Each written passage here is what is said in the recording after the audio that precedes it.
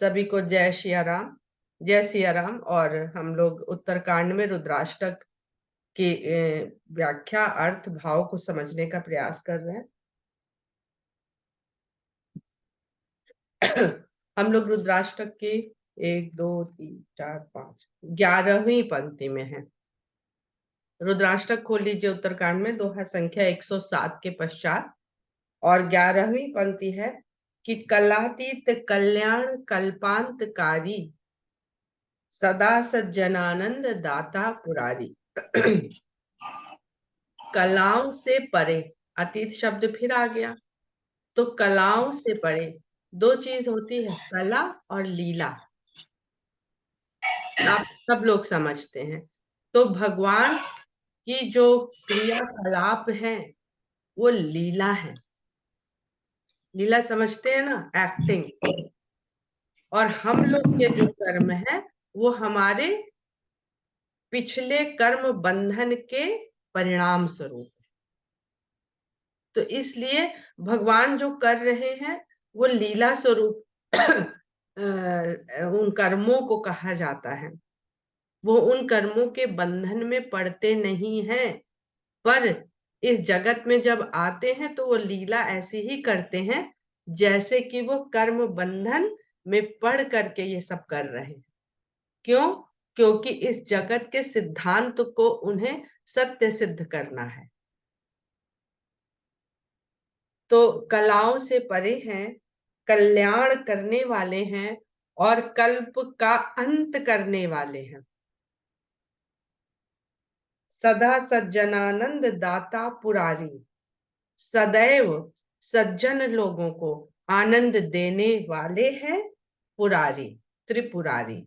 शंकर का एक पर्यायवाची त्रिपुरारी है, उसको तुलसीदास जी ने ज्यादातर पुरारी लिखा है। त्रिपुरासुर का वध करने वाला। तो त्रिपुरासुर का वध, इन 3 पुरों में बहुत सारे अर्थ छुपे हुए हैं। इसमें तीनों काल के तीनों तरह के असाध्य कष्ट सम्मिलित है। तो जब तीनों काल के तीनों तरह के कष्ट हैं तो ये 9 संख्या बनती है। तो हम लोग बहुत सारी चीज देखते हैं, हमारे यहाँ 9 के नंबर पर होती है।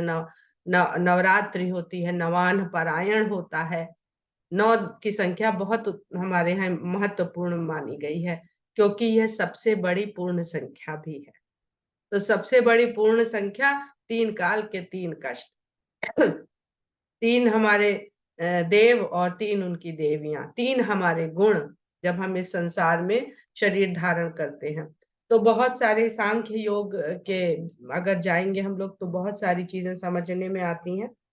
तो पुरारी वही है जो तीनों तरह के कष्टों के शत्रु हों अपने भक्तों के लिए और तीनों काल में। उनको हम त्रिपुरारी या पुरारी कहते हैं। चिदानंद संदोह मोहा पहारी। चिदानंद, सच्चे आनंद के संदोह, ढेर, घन, समूह। और चिदानंद, अब आप लोग समझने लगे हैं कि जो चित्त का आनंद होता है, न मन का आनंद, न बुद्धि का आनंद, न तन का आनंद, जो चित्त का आनंद होता है उसे चिदानंद कहते हैं। वो एक बार आके जाता नहीं है। तो चिदानंद संदोह मोहा पहारी, और मोह को हरने वाले हैं। तो चित्त को आनंद कब मिलता है? जब आपके मोह का हरण हो जाता है।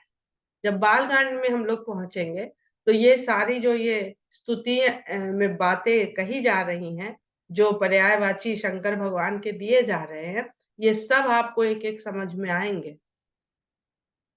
तो ये नहीं है कि आज ये पढ़ा तो इसको हम फिर भुला दें।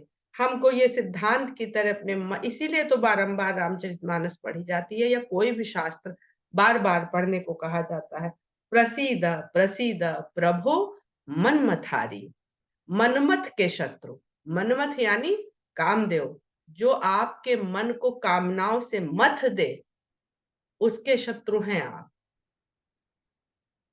तो कामदेव के शत्रु प्रसन्न होइए, प्रसन्न होइए। तो देखिए इस एक जो ये 2 पंक्तियां आई, इनमें बहुत सारी चीजों का हमको भाव समझ में आ गया। कि कब हमको भगवान शंकर की शरण या भगवान शंकर की भक्ति या चित्त का आनंद मिलेगा, जब हम हमारे तीनों दैहिक दैविक भौतिक कष्ट छूट जाएंगे तीनों काल में, और हमारा मन की कामनाओं से हम मुक्त हो जाएंगे। वो भी शंकर भगवान मनमथारी। अब मनमथारी का जो प्रसंग है वो बालकांड में है। जब वहां पहुंचेंगे तब उसका आनंद लेंगे। न यावत उमानाथ पादार विंदम, न यावत जब तक नहीं, न यावत जब तक नहीं, उमानाथ उमा के स्वामी, पादार विंदम अरविंद, पाद अरविंद, चरण कमल, भजंती है लोके परे व नराणम, भजते हैं लोके परे व नराणाम। जब तक शंकर उमानाथ के चरण कमलों को मनुष्य भजते नहीं है, तब तक इस लोक और उस लोक में उनको न तावत सुखम शांति संताप नाश, उनको ना सुख मिलता है, न शांति मिलती है, और ना उनके संताप का नाश होता है। प्रसीद प्रभो सर्वभूताधिवासम, सभी, अब ये जो शब्द आया सर्वभूताधिवासम, सभी भौतिक वस्तुओं में वास करने वाले। कल हमने बताया था भूत शब्द से ही भौतिक बना है। जो बन गया वो भौतिक हो गया, और जो बन के चला गया उसको हम भूत कहने लगते हैं, क्योंकि भौतिक संसार की रचना रोज हो रही है, रोज आगे बढ़ रहा है। जितना भी भौतिक संसार है सब हमें आगे बढ़ता हुआ दिखता है। तो रोज कुछ टूट फूट से भूत हो रहा है, हमारे भीतर भी और हमारे संसार में भी। जो मार्ग छोड़ दिया वो भूत हो गया, पृथ्वी अपने जिस मार्ग पे आगे बढ़ गई वो भूत हो गया। तो सभी भौतिक वस्तुओं में वास करने वाले प्रभु प्रसन्न होइए। अब यहाँ पर उमानाथ, तो हमने पहले भी बताया था कि वही ओमकार अब उमानाथ हो गया। जो कैसे कैसे धीरे धीरे आगे बढ़ रहा है कि आप पहले तो निराकार हैं, फिर आप ही ओमकार हैं, और जब आप ही ओमकार हैं तो आप ही के जो ओम है वो जब प्रकृति के रूप में प्रकट होती है तो ओम उमा हो जाता है। पर उस उमा के यानी उस प्रकृति के उस रचे हुए सारे जगत के सृष्टि के आप ही स्वामी। न जानामि योगम जपम नैव पूजा, ये बहुत आसान है। न जानामि योगम, ना मैं योग जानता हूं, न जप जानता हूं, और न ही पूजा जानता हूं। न तो हम सदा सर्वदा शंभु तुभ्यम, न तो हम, नत होता हूं मैं, न तो हम, अहम, अहम माने मैं, अहम। हम लोग संस्कृत में पढ़ते थे ना, अहम आवाम वयम, क्या भूल गए, अब थोड़ी बहुत जरा सी याद रह जाती है। तो न तो हम सदा, मैं सदा सर्वदा शंभु आपके आगे झुकता हूं सदा झुकता हूं। फिर है जरा जन्म दुखौघ तातप्यमानम, प्रभो पाहि आपन्न मामीश शंभो। जरा बुढ़ापा, देवताओं को अजर अमर कहा जाता है, यानी जिस पर बुढ़ापा ना आए। जन्म, और जन्म के कारण जो सब मिलता है, दुख, पाप, बुढ़ापा, तातप्यमानम, जो तपाते हैं, यही सब चीज हमें तपाती है। ये सब तपाने का मतलब हमें पीड़ा देती है, कष्ट देती है। प्रभो पाहि आपन्न मामीश शंभो। आपन्न, विपन्न जो कहते हैं ना, संकट में जब हम घिर जाते हैं, तो हे प्रभु हम आपकी शरण में आ गए, हमारी रक्षा कीजिए हे शंभो। रुद्राष्टकमिदं प्रोक्तम विप्रेण हर तोष ये पठन्ति नरा भक्त्या तेषाम शंभु प्रसीदति। रुद्राष्टकम, यह रुद्र 8 श्लोकों में जो स्तुति बनती है उसे रुद्राष्टक कहते हैं। रुद्राष्टकम, रुद्राष्टकम मिदम, यह रुद्राष्टक प्रोक्तम, उक्त स्वरूप कहा गया। उक्त उक्त तो हम लोग सब समझते हैं ना, उक्त से उक्ति बनता है। तो जब प्र लग जाता है तो वह सब चीज परमात्मा से जुड़ जाती है।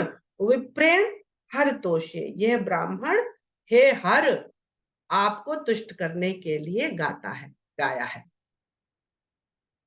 ये पठंति नरा, इसको जो भी मनुष्य पढ़ेंगे भक्त्या भक्ति पूर्वक, तेषाम उनको शंभु शंभु प्रसीदति प्रसन्न होते हैं। बहुत सिंपल है ये वाला। तो अब हम लोग इसका पाठ करते हैं। कोई हमारे पास गायक हो तो इसको गाए और हम लोग म्यूट करके चुपचाप इसको पाठ करते हैं। यदि अनुमति हो तो मैं इसे गा सकती हूँ। मेरा ये फेवरेट चलिए गाइए स्तुति गाइए। है। बिल्कुल, बाकी लोग म्यूट कर लें और आप सुंदर लय के साथ इसको जैसे पढ़ा जाता है, चलिए सब लोग म्यूट कर लें।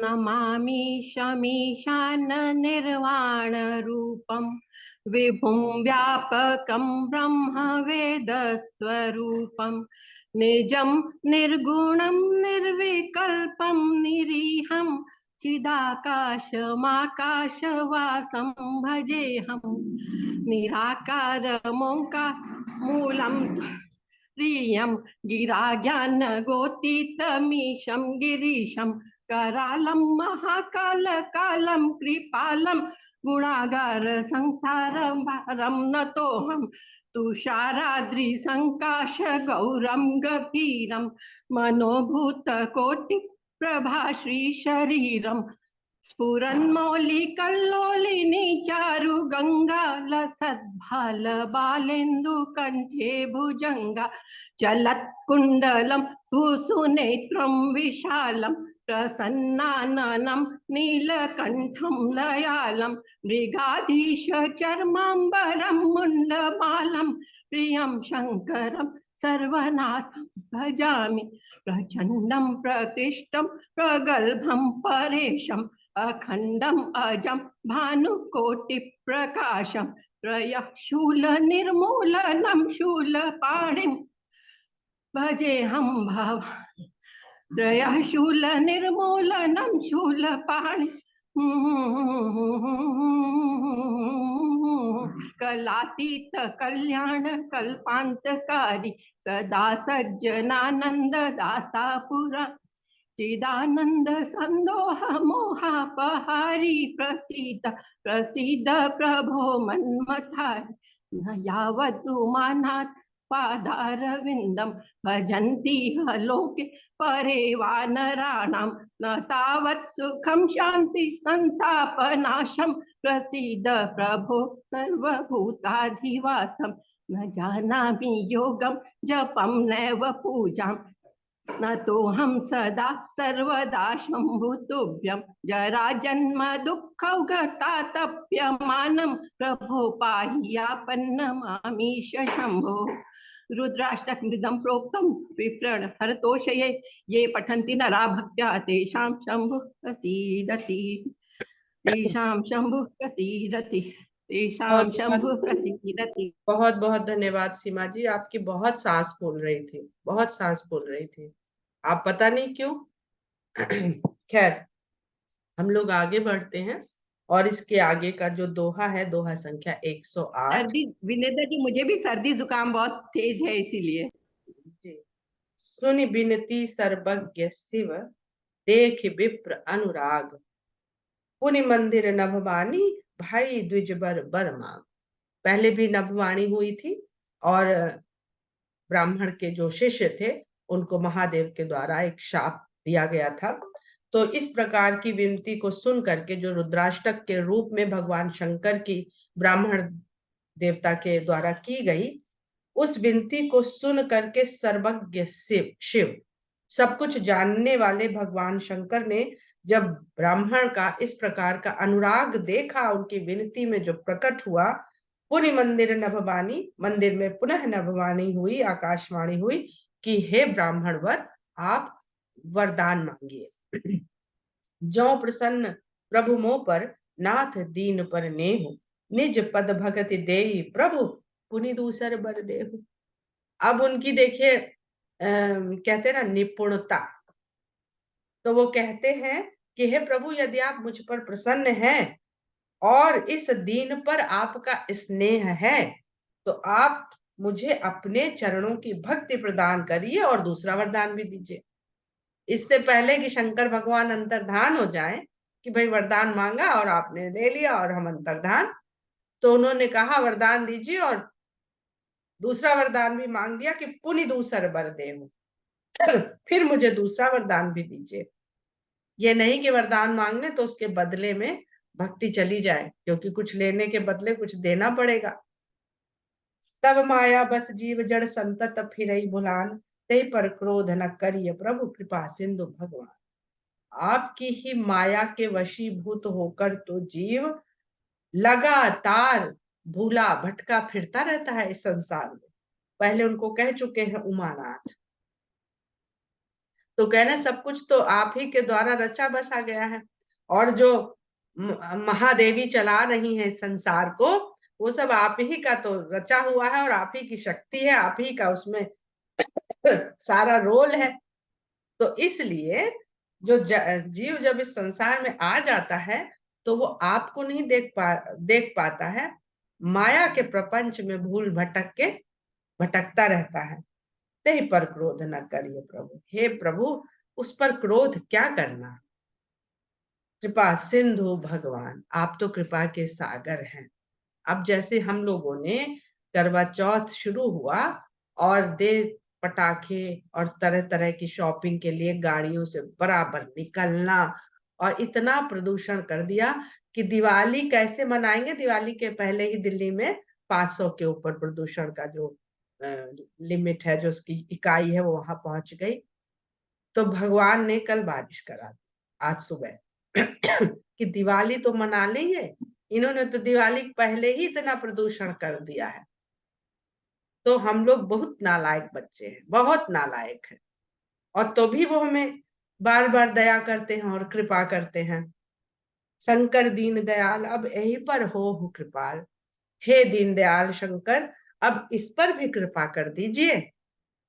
साप अनुग्रह हो ही जही नाथ थोड़े ही काल, जिससे आपका दिया हुआ शाप थोड़े ही काल में उसका विमोचन हो जाए।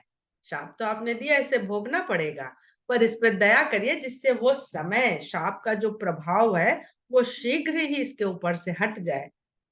यही कर हो परम कल्याणा, सोई कर हो अब कृपा निधाना, जिससे इसका परम कल्याण हो। हे कृपा के निधान, अब आप वही करिए।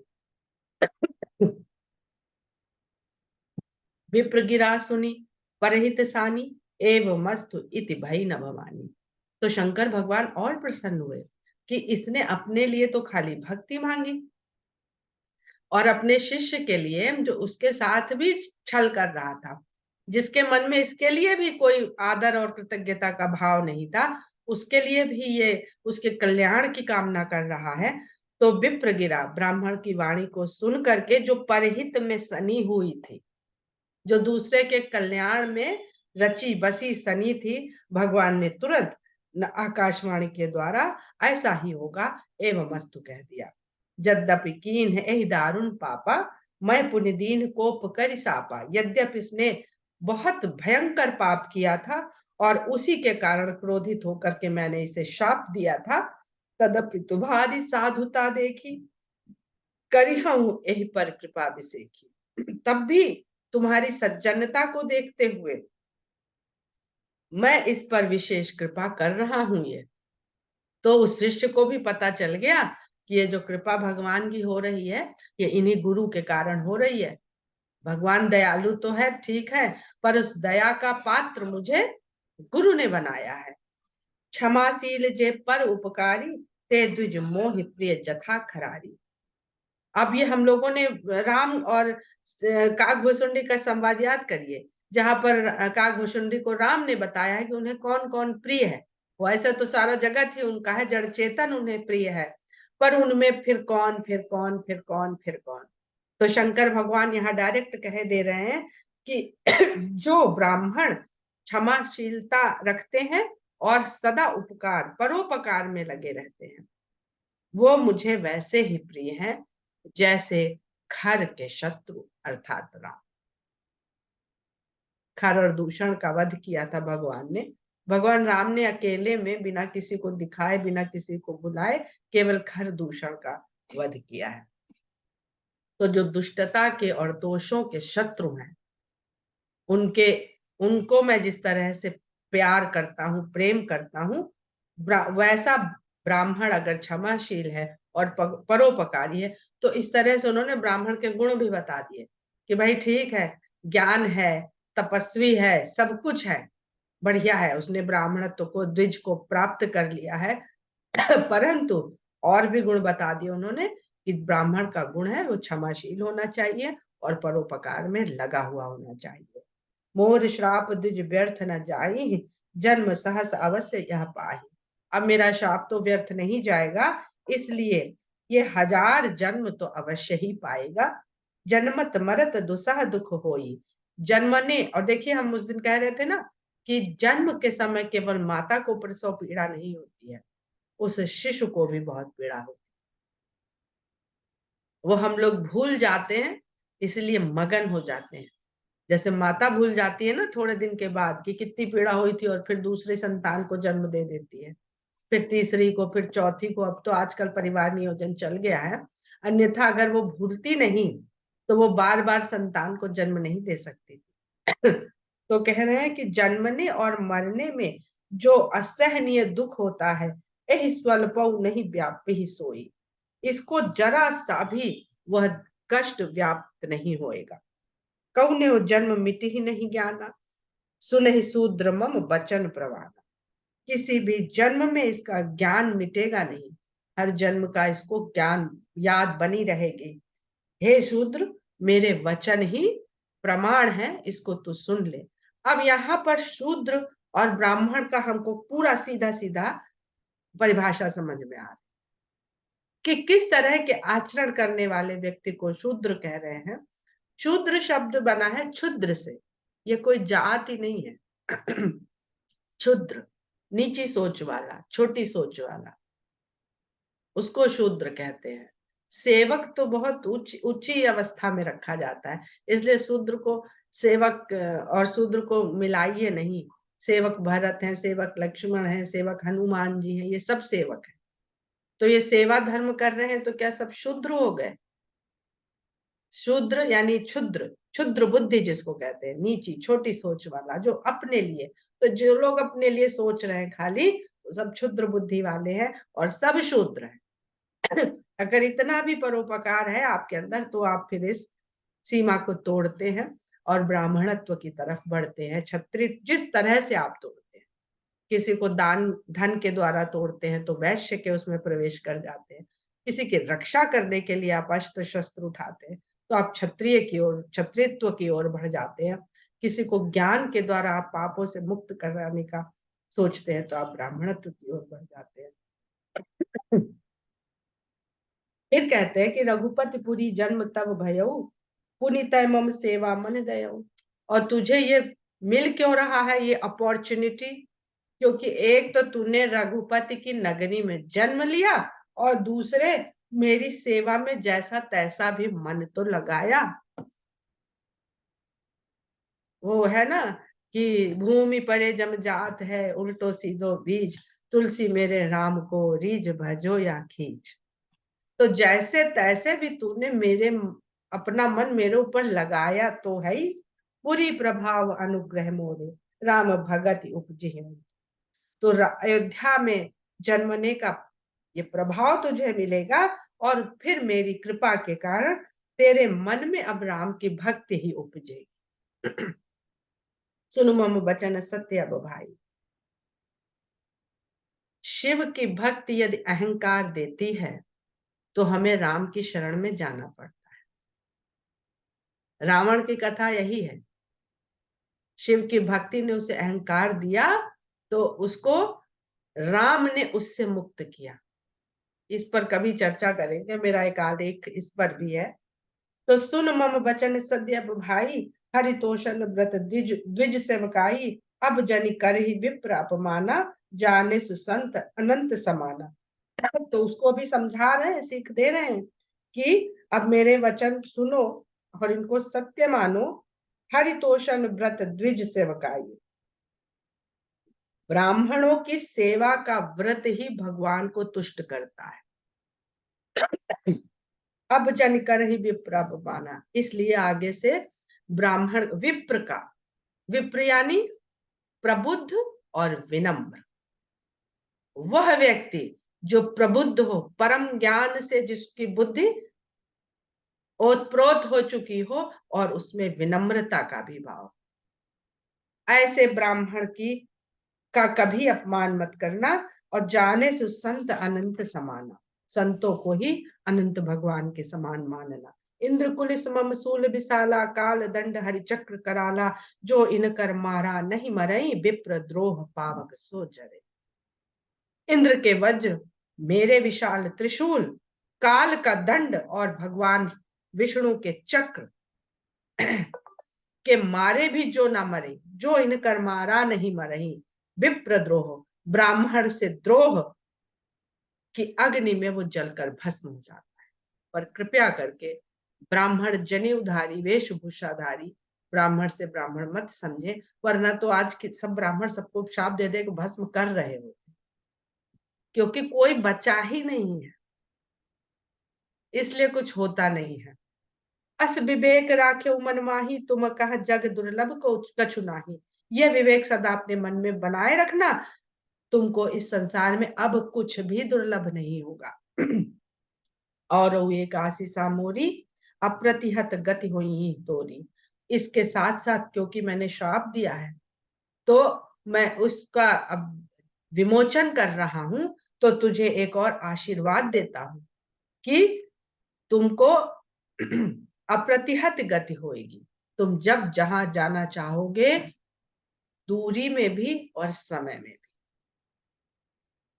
तो जो हम लोग एक कल्पना करते हैं कि कहीं भी जा सकते हैं, हम लोग तो प्रकाश वर्ष की दूरी अभी सिर्फ जाने माने बैठे सिद्धांत, अभी प्रकाश वर्ष की तरह से ट्रेवल करना नहीं आता है, पर सिद्धांत तो है, हम जानते तो हैं।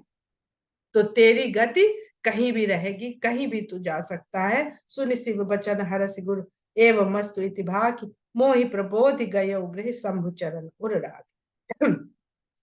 आकाशवाणी के द्वारा भगवान शंकर के जो वचन गुरु ने भी सुने, गुरु जी ने ऐसा सुन करके हर्षित हुए, उनको भी आनंद हुआ कि मुझे इन शाप से मुक्ति देने का भगवान शंकर ने कृपा कर दी है। और एवं मस्तु ऐसा बोल करके मोहि प्रबोध, मुझे फिर बहुत समझा बुझा करके शंभु के चरणों को अपने हृदय में धारण करके गुरु वहां से अपने घर को चले गए। प्रेरित काल बिंद गिर जाई भयो मैं ब्याल, पुन प्रयास बिनु सोतन तजेऊ गए कछु काल। काल की प्रेरणा से मैं विंध्याचल पर्वत पर जाके के सर्प की योनि में जन्म पाया, देह पाया, और बिना प्रयास ही मैंने उस काल को पूरा किया जो सर्प की आयु होती है, और उस देह को त्याग दिया। जो तन धरऊ तजऊ पुण्य अनायास हरि जान, जिम नूतन पट परिहरि, जिन नूतन पट पहिरई, नर परिहरई पुराण। मैं इस प्रकार तन धरता रहा, तन छोड़ता रहा, अनायास हरिजान, बिल्कुल अनायास। इसमें मुझे कोई न तो उस तन को पाने के लिए कर्म का बंधन मेरे ऊपर हावी था, और न उसको त्यागने के लिए, क्योंकि मैं तो, अब हम लोग भी इसको एक प्रोसेस मान लेंगे ना, तो हम लोगों को भी यही अवस्था समझ में आने लगेगी कि ये तो प्रोसेस है जो भगवान कृष्ण ने गीता में कही है, वो उसको वहां पे खुद बता रहे हैं कि मैं इसको किया हूं और मुझे सब कुछ याद है, इसलिए मैं बता रहा हूं। जिम नूतन, मैं इस तरह से शरीर नया रख रहा था और छोड़ रहा था, फिर नया रख रहा था, जैसे पुराना वस्त्र उतार करके लोग नया वस्त्र पहनते रहते हैं। शिव राखी श्रुति नीति अरु मैं नहीं पावा केस। शंकर भगवान ने जो कहा था उसका आन रखी, शिव राखी श्रुति नीति ऐसे। उस कारण मैंने जन्म पाते हुए और देह त्यागते हुए भी कोई क्लेश नहीं पाया मैंने।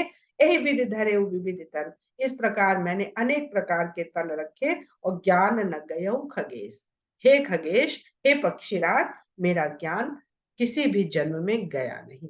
हम लोग दोहा संख्या 109 पे आज के अध्ययन को विराम देते हैं। जय श्री राम।